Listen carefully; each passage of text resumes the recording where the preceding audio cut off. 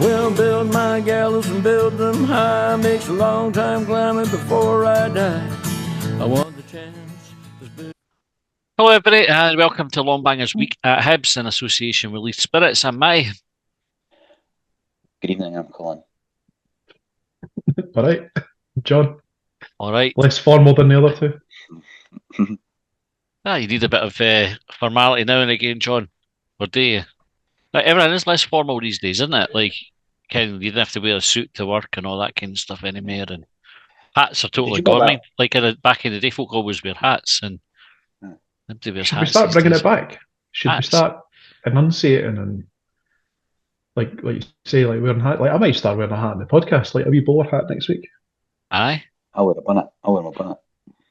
I don't suit hats. I've got a head that's no built for hats. I think why, but I've never yet found a hat that suits me. So, do you know what I'll do? I'll start with one of those oversized beanies because it'll take me away well. The bowler hats will take a while to get from Savile Row up here. Like I'll need to go down and get measured, come back up, all that sort of stuff.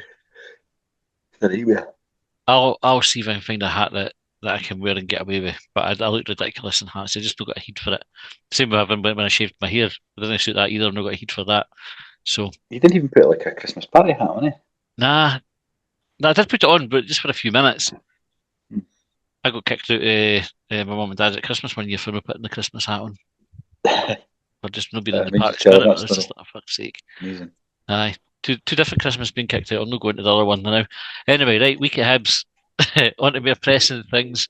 John, do you want to kick us off? What news story has caught your eye this week? It's a combination of two news stories. Hibs have been linked with a guy called Kris Moore from Leeds, who I understand has played a number of games for their under-21s or under-20s. He's one of those players who can play pretty much anywhere across the back line, but I think his preferred position is centre-half. I think he's about 20-year-old. It doesn't look like he's going to force his way into the Leeds first team because there's a number of players ahead of him. And I think given his age, it caught my eye a little bit because there's been a wee bit of chat. If I'm reading between the lines properly, it sounds like Riley Harbottle is away possibly permanently. And I don't know whether we're just looking to go for a like-for-like replacement or whether it's... whether we're trying to bring him in just to do like a similar sort of Harbottle role, just kind of like sit on the bench and not get a game. So curious to get your thoughts on that. I don't know about the permanent part of that because my story's going to cover off the loan deal that he's going on. But he sounds like he's come through the same route as Noah Kenna. Mm-hmm. But we're hyping him up as much as that because it sounds like Kenna was maybe even in Leeds 23s rather than 21s, which sounds higher up. Pecking order. Although I guess if you're in the 20s, it's definitely older because I think if you're in the 23s, I suggest you're not going to be in the first team. You know what I mean? Because you should be, by then, you should be playing first team football. You shouldn't be playing. How you've got like under 23s and what have you, like where does that stop? Is under 23s like the ceiling, or is there an under 24s or under 25s? Like do they just keep players around for ages? Nah, I think they go over 20. I think if you've no made it by the time you're 23, 24 at a club, you're on your way out. Yeah. I don't think there is such a thing either. Under 23s is the oldest age group I've ever seen in football. Apart from the seniors. No, but it's not got an age category. I suppose. All right, take that back. If it's a loan deal, do you think this is the route we're going to take this window? It'll be loans and sort of sticking plasters rather than looking for permanent signings. Well, they always say January's a hard month and all that, so why bother trying then? Like if it's that hard, just wait till the summer. Everybody tells you that, don't they? Aye, but I think we obviously need to bring folk in because the squad's not good enough for now. It's not big enough for now as well, right? So I think there's a quality and a quantity issue.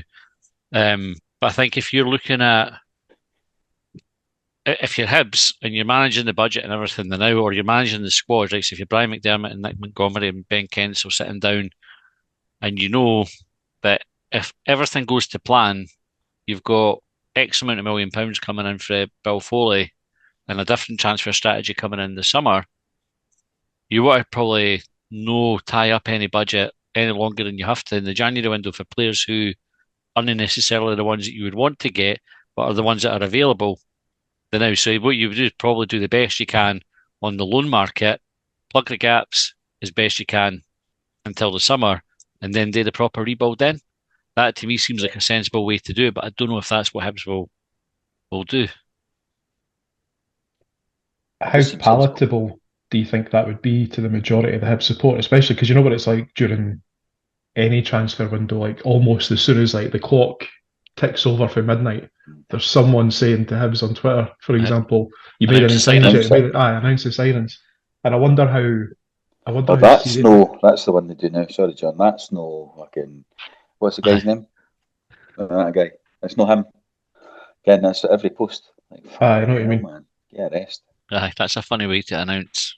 So how do you think it would be received by the Hibs support if it was, like you say, like the sort of like the squad fillers at the moment that you're not going to see beyond, say, well, June, basically? So I think it depends on the quality. So I think there's better than we've got in the team now will be available, right? That's what I think. So you just need to box clever with it. So if you're bringing somebody in on a loan, they need to be really good quality. So they have to be a first team player. I don't think it's good enough for Hibs to go through January and not bring anybody that's going to go and impact the first team. I just think that's acceptable for it. I think Nick Montgomery would accept it. I don't think the support would accept it. We look like we're a fair distance off where Montgomery wants us to be for the way that he's trying to play it. So bringing in squad fillers will do it. See, they have to. This is where McDermott and Montgomery have to prove their worth, and they find the gems that they can bring into the first team on a budget. It's going to be first team. There's going to be a handful of first team players come in, and that might be loan deals, like you say, because they're out of favour at a decent team now, but they're still better than what we've got, and that's how you might get them. But then what will happen, of course, is for about April time, March, we'll be talking about can we sign them? It's funny. Just as we were talking there, I was trying to wrap my head around the idea of like signing players that were described as stopgap, but then also saying that they need to be impacting the first team. And then I got this idea in my head of like signing temporary folk. Oh, sorry, getting temporary folk in at your work with a like bang on the carrot that they might get a full-time contract at the end of it. It'll be like in a contractor and pay them way over the odds, and then they leave. Yeah. We did it last season when we had Fish came in, and Fish didn't play till Porteous went. Right, so Fish came in as cover. As soon as Porteous went, Fish came into the first team, and he shone. He was better, well, arguably better than, well, maybe no better than Porteous, right? But he was better than what we had left. Like he's better than Rocky, for example. CJ Egan Riley last season as well came in, impacted the second half of the season. He was better than what we had. That for me is the type of signing. Greg Dockery's the other one that was in the papers today, wasn't it? That it was also 4 years ago, 5 years ago when he came, 2019. He was on loan and he was better than what we had, like by a stretch. Aye. So that's I think for me that's the sort of signing we need to be looking for in the January window, is players of that level that can come in day half a season, and they might be out of our budget when it comes to the summer window, or when the summer window comes, we might have enough money to just go and buy them, or buy better, depending on how much they want to put into it. Do you know?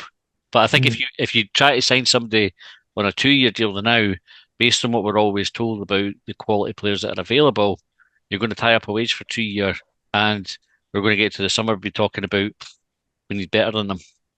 I think it's a challenge for the club because, like what you're saying there, like you don't want to sign a poor player on a lengthy contract, but the opposite might be true. Like you try and sign them for 6 months and they do really well, and you want to sign them, but they've put themselves in a shop window. So I think Docherty was a prime example of that. Like he just was better than Hibs, ended up going down south because we couldn't afford him. Mm-hmm. But I think that's the lesser of the two evils, though, isn't it? You'd rather have them being too good for you and have had them for 6 months and have somebody that's no good enough that's tied up for 2 years. Yeah, no, that's true. That's right. And the examples, Docherty and Egan Riley and the other one, I can't remember. Fish. Certainly the first two. Fish has been in state for a while, but the first two were in for a few months. Docherty only done about for a few months in the end because of COVID. Because of COVID. Aye. Yeah. So, they would be first team. Like, if we had signed them, we'd be punting them. We'd be looking to sell them to make some money on them because they were, that's the situation you're in with them. So that's maybe the loan market. That's maybe how you use the loan market in January because, well, it's hard to buy somebody in January. That's because all the good players tend to get signed summer, eh? Aye. So Kris Moore then, he's a defender. I think everybody would agree we probably need a centre half in anyway. So if he's better than who's he playing ahead of Hanlon or Rocky, take it. Was he left footed? I think he's because right he covers the footed. back. Oh, is he? Aye, I Because think- somebody Aye. said he play left back, and I thought maybe he was left footed. Well, I don't know then. You'd be looking to play ahead of Fish, would you know? Unless you go with two right-footed centre halves. I mean, that'll upset Dave Graham, but Uh-huh. plenty of teams do it. Okay, Colin, you were going to mention loan players going out. Who've you got heading out the way? Aye, so it was in the article in the paper. So the three were Harbottle, although George maybe just exclusified me. There we're claiming he's away. The keeper Boric and the other one is the boy Del Ferrier. For the three. Well, I think I heard also Megwa might be coming back in as well on loan, but we're talking about the ones out, eh? So. Aye, Let's stick to Megway is that. rumoured to come back. He's not official on that yet, but apparently it was on Facebook that somebody had been talking to the Airdrie manager, and the Airdrie manager had said, Hibs have I saw recalled him. something on the message board actually as well, so that seemed quite confident. So that would be good. But those three going out, I personally didn't see a problem with any of them, other than the only thing I thought about it. Well, actually, let's talk about it. What do you think about it? Then I'll give my opinion. I don't have a problem with any of them going on loan. So Montgomery's already said that he needs to clear players out to bring players in. None of them are really troubling the first team. So it just seems like a pretty sensible move for all parties. What about you, John? The curious one for me again is Boric going out on loan, because I think I read at the same time that we've recalled Murray Johnson, or he's been back for a while. He came back in the summer. Yeah. Yeah. So Finger on the pulse there, John. it just, I don't know. I've admitted before that I didn't really pay too much attention to the stuff on the fringes of the first team, was he? What was I saying? Keeper going away. It doesn't seem. It just feels like we're kind of shifting things around and not really progressing. And I know that like David Marshall's number one, and he's come back onto a game, and you've got Walcott. Like there's a wee bit of a suggestion for. There's a few rumours that he might be looking to move. So I don't know. It's one of those things. Like it's probably more speculation than like concrete information. It's one like I've said before. Like I'm more of the sort of like scarf above the head Hibs official thing, or I don't know what the opposite of that is. So but like I say, like it just seems odd. Like does that mean that if Murray Johnson's further up the pecking order and he was back in the summer, but Boric played when Marshall and Walcott were injured, and Boric is now going out on loan? Like it just it doesn't quite add up for me. I agree with you. That's kind of what I was going with actually. So we put Murray Johnson out on loan in the summer, and we recalled him because of the injuries. You need three in the bench or in the squad, for European games. He's not played a minute since he came back. He was on the bench the other day, but I think that maybe is the first time he's been on the bench since he came back. Now we're putting another keeper out on loan while Walcott's away to the whatever Asian Cup or African nations. I'm not sure. I've no idea actually if that's two different tournaments or the same tournament. International duty. And I just saw it's international duty, Colin. He's away on international duty. I tell you what, it came up. I was talking to Grace the other day, and I says, they're away to the African nations, and Grace went, Australia's not in Africa. And I went, they're no, but they sometimes get invited to things because they're too good for everybody in their bit, and it's the Eurovision Song Contest, for example. Correct. So I wasn't sure. Anyway, right. So because he's away, it kind of means we can't really let Johnson go on loan until they get punted out of that tournament. And if that's too late for the end of the month, then Johnson again doesn't go on loan, and then he becomes the third choice keeper again when the boy comes back in February. So it does feel a wee bit strange, that one. because I thought that he's a promising keeper. I've seen him a handful of times. He was decent, but I know he's highly rated. So they would want to get him out playing, and yet where we are is he might not even get to go out on loan again because we need to keep him to sit on the bench.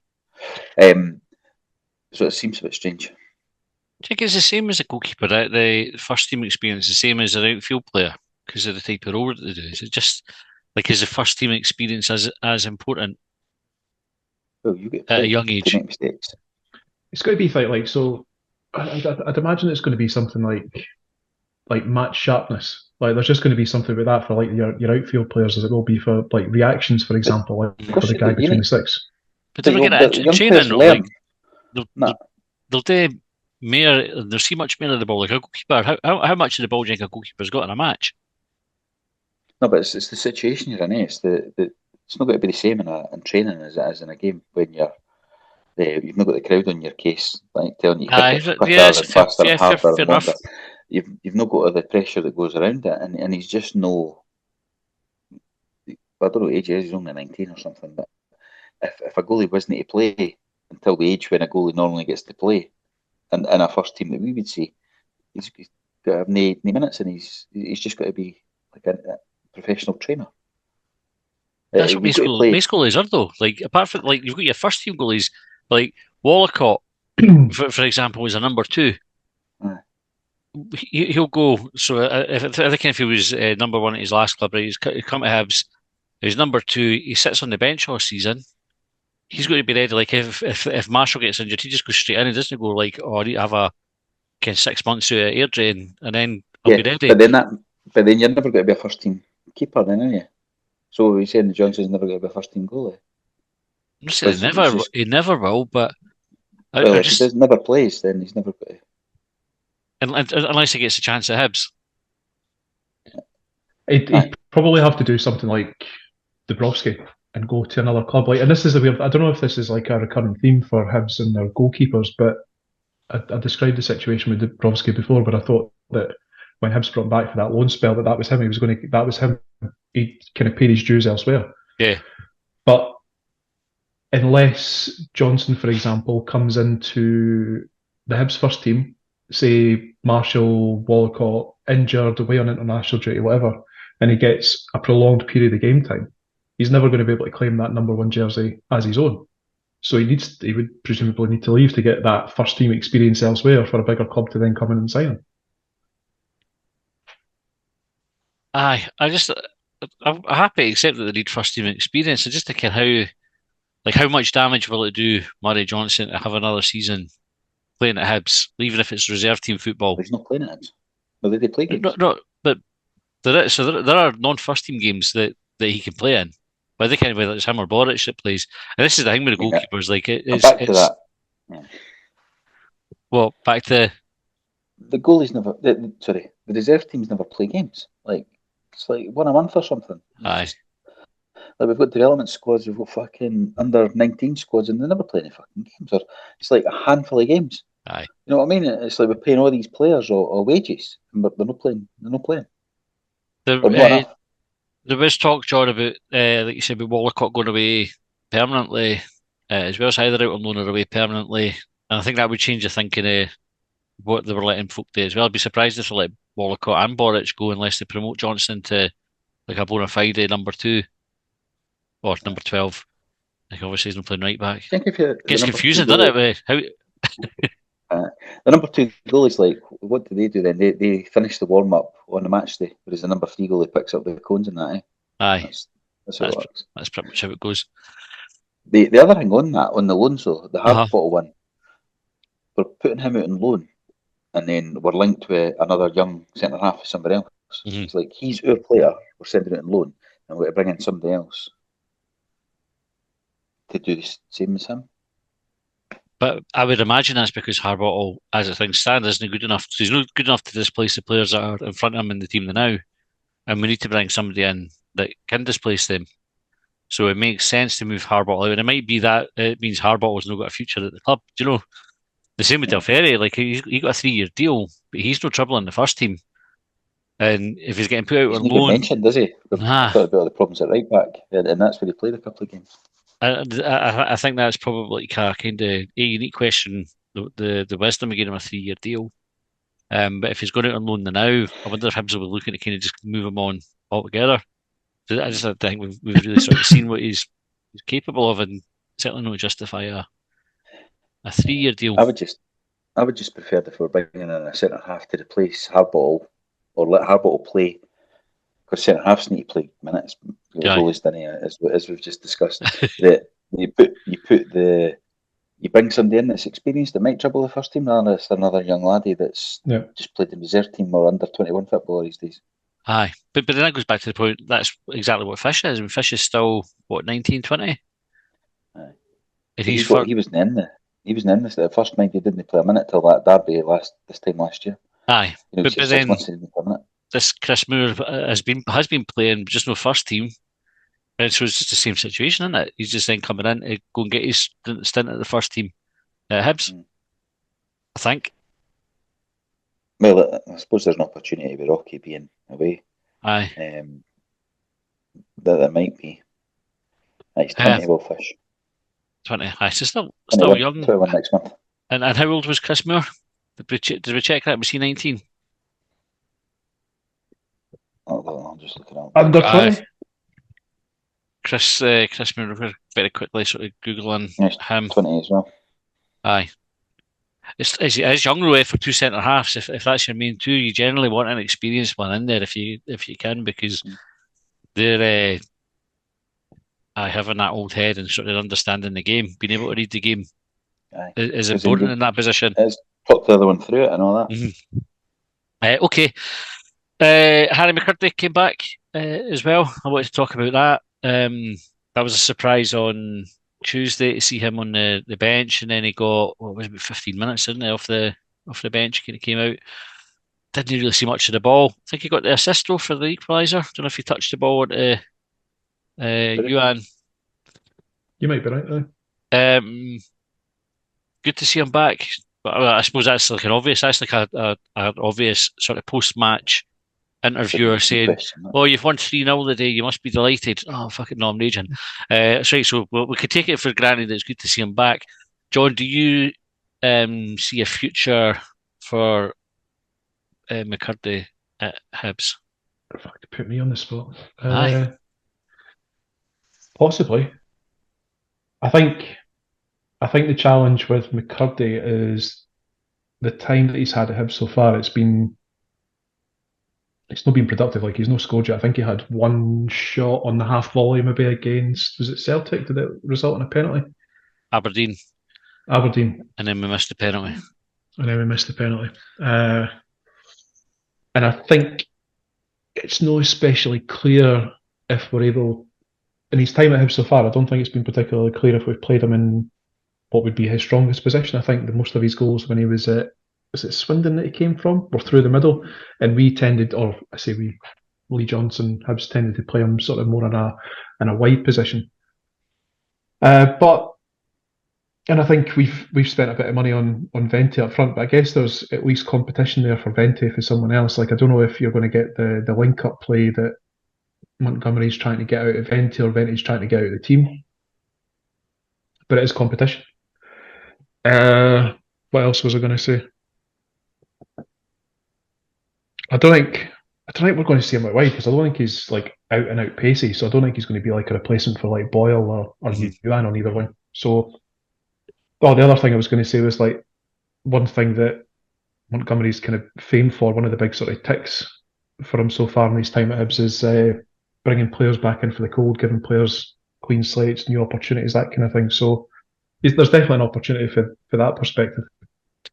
And from a timing point of view, Colin, how much do you think it'll work in his favour that Fondra's not available? Doidge looks like he's kind of dropped off the, his form's dropped away. He's not really kind of in consideration for a first team pick unless Boyle and that's away. Is that going to work in McKirdy's favour? Well, if it doesn't, then he's not making it here, is he? You know what I mean? The door's open. Go and do something. If he doesn't do it, then we can look to offload it, because he didn't show anything in the first spell he had. Now, it could have been illness and all that was sort of underlying there that caused that. So here's his opportunity now. And it's, as you say, they're all out injured or not playing well, and we're not scoring goals. So massive opportunity to go and actually prove that you were the player that we thought you were. When everybody was desperate for you to sign on deadline day. Aye. It was one of the ones that was totally hyped to, and then that was the fans' hype, live though, up to it. It was like, totally. That was the Sky Sports News hype, not the club, because I've criticised the club for the Kenna and a couple of others, the Melkerson, everybody else, Melkerson and Tavares. Tavares, yeah.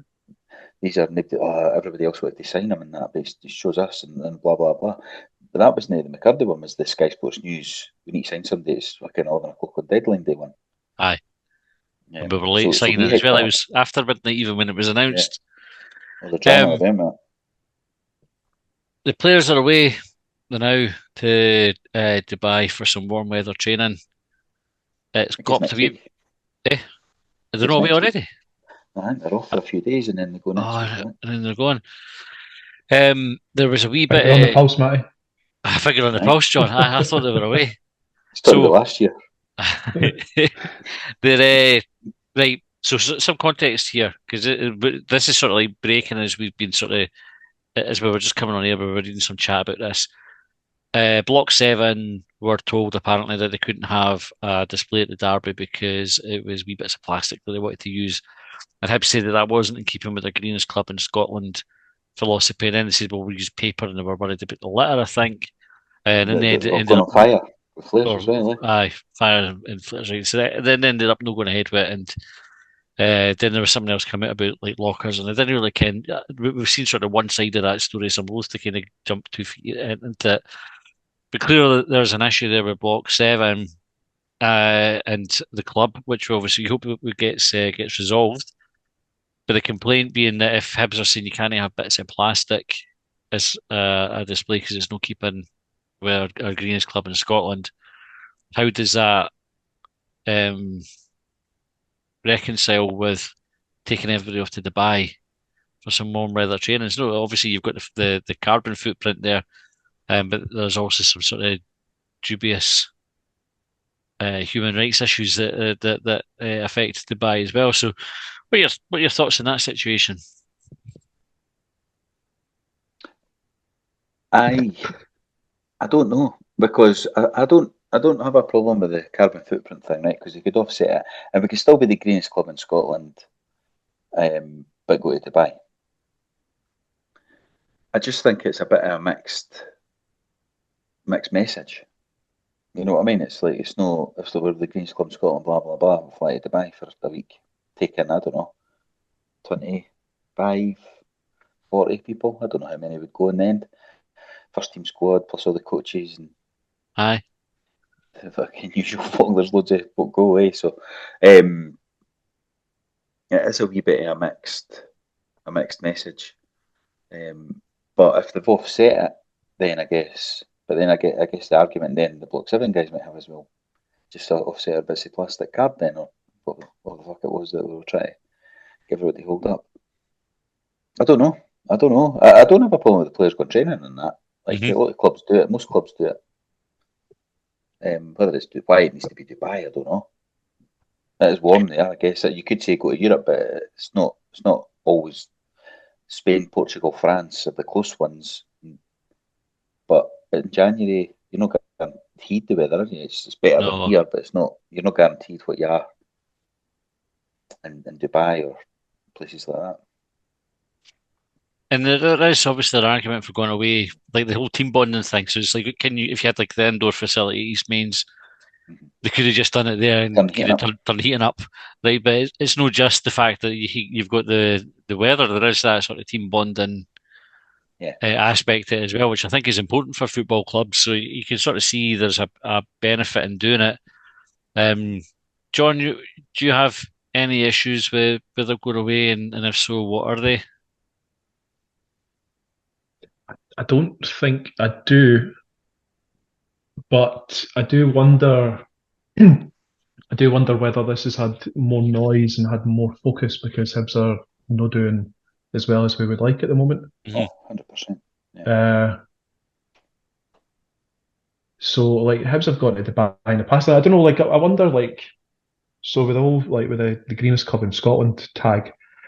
Like I remember questioning this a couple of years ago when if you went to go and get like a bottle of juice or something at Easter Road, they would tip it out of the plastic bottle and give you it in a plastic tumbler, which They was still just do like that. twice the. Did they start? Well, I Ah, wasn't sure on that. I thought they did, but I've not got a drink at Easter Road for a while, I've seen which somebody to me want it, defeats the whole plastic greenest club because I can imagine that they're maybe recycling the bottles that they tip out of at the what do you call it? The kiosk. uh-huh. But then what about the plastic tumbler in the stand? I would imagine that they just sweep that up and it gets chucked in a bag and that's it. It goes to a landfill. That's not particularly green. And I do wonder like what sort of stance you take as a football club for like a moral and ethical ground by going to Dubai. But and how like what stance do you take and how do you take that stance? Because like what is moral and ethical anymore? Like it's a very muddy pool. Aye. Because I think I'd seen a comment earlier, and I don't know whether it would be right to share their name, but they said virtue signalling FC, and they'll be wearing rainbow laces again later in the year. And I think that's a very valid comment. Mm. But that goes back to what I was saying before about like how and where do you take your moral and ethical stance, particularly as a football club. Like if I don't have any issue with them going to Dubai per se for a training camp, but there are moral and ethical issues with it. So where do you go for a training camp if not there? Because I think every country is going to have some sort of difficulty. Mhm. So do you just stay at East Mains and turn the heating up? Even then, just outside Trent, and there's moral and ethical issues with Yeah. come to Fife, the same script, So you're in a sort of lose-lose situation, really. Three loses if you're losses if you're Hibs, Ken, because we're good at that on the pitch too. It is highlighted though because we're losing, isn't it? Or of course it is. Aye. Or because we lost to Derby and we'd never beat Motherwell, and that's why everybody's on a downer. So it's like bad Hibs, and that's how thanks to your new subscribers this week as well. Well, yeah, because that's what happens when Hibs start getting beat. So rolling fucking into the month. I think the flip side of that is if they come back and we've made whatever signings we're going to make and we go and have a storm in the second half of the season, everybody will probably look back on that trip as being sort of kind of a good idea. And it softens attitudes to well, there must be a return on investment calculation somewhere to justify this because they've done the summer one to Portugal, was it? I can't remember. I think it was Portugal went Spain to. or Portugal. And then they've done Dubai, and I'm sure they've done Dubai maybe last year as well. But it was earlier in the year because when the World Cup was on and we had a winter break in November last year rather than January. It's funny. So I was just remembering when Martin Boyle left, like, and he went to play. Was it Saudi Arabia? Like I think they have their own issues as well. But I don't remember anyone going, or I don't remember too much of a noise taking their money. About taking the money for the transfer. Like it was all, it was all very much like life-changing money for Martin Boyle. But there's a moral and ethical issue on the back of it. Aye. Okay, it's one of these things. Like if you dig deep enough for pretty much fucking anything, the money's dirty. Yeah, and that's kind of one of the other ways I look at it is, can you folk that wear Nike or Adidas or whatever, and you didn't care where the stuff's made, and they might have cleaned up their act. I kind of just chucking that out there, but historically Nike were stuff made in fucking sweatshops in China and that, and folk pay over the odds for it. You get folk that wear fucking fur coats, and do you know what I mean? It's like the stuff. If you go fucking far enough, the money's not going to be clean. Like, that's just the way of the world. And I suppose you could find a reason not to do anything, really, and you just because you'd be like, oh, I'm not wearing that, I'm not buying that, I'm not watching that, I'm not reading that. And at some point, you're going to have to say, well, there's some unpalatable stuff. If you want to just live your life normally and get on with things, you're going to have to accept that there's a bit of involvement in that and get on with it, really. I think it's just a thing to beat the club out of it. I mean, I think I do think it's because we're not doing that great now, as much as the chat a lot of it. I've seen stuff about you could use in the playing budget and all that, the money. And you could, but I think sounding like a smart ass or something, That's not really how budgets work. You know what I mean? Budgets are there's a plain budget. There's a what do you call it? An operational budget. Operational budget, aye. There'll be budgets for other staff costs. You know, like a budget for fucking gifting. There'll be a budget for a hospitality nights out or whatever you want to call it. So it's not like it's not coming out. It's not costing us a player's wage. It's costing something else. My problem with it would more be, like, you see the wages Hibs pay, like when they advertise jobs for jobs that are non-football player jobs. Aye. And they boys are all well paid and well looked after, and they get fucking breakfast and dinner. They get all their kit, they get all the gear, they get houses, they get fucking big wages.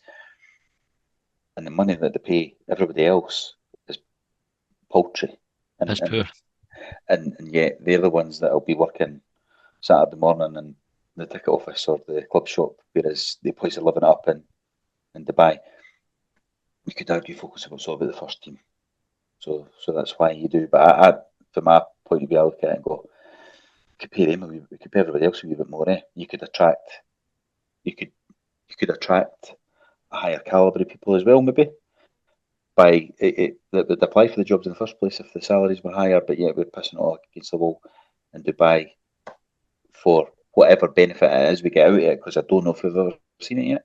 Aye. It's not like we went to Spain in the summer and we went to Dubai in January, and look at us, we nearly fucking finished second and we won the Scottish Cup. Came back on an unbeaten run. Aye. We've not had that. And that's kind of negated because all the other clubs do it as well, isn't it? Do you know, like, so you're not necessarily getting an advantage if everybody's doing the same thing.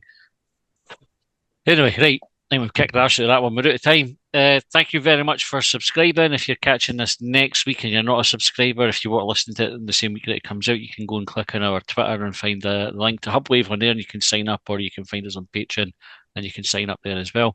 You'll get it without any adverts and all the rest of it. So, and you'll support the podcast, which obviously is a nice thing to do, as all the people who are getting it fresh are doing, which we thank them very much for. Right, thanks for tuning in, Colin. John, thanks very much for scouring the news and bringing the topics forward for discussion. And we will see you next time. Well,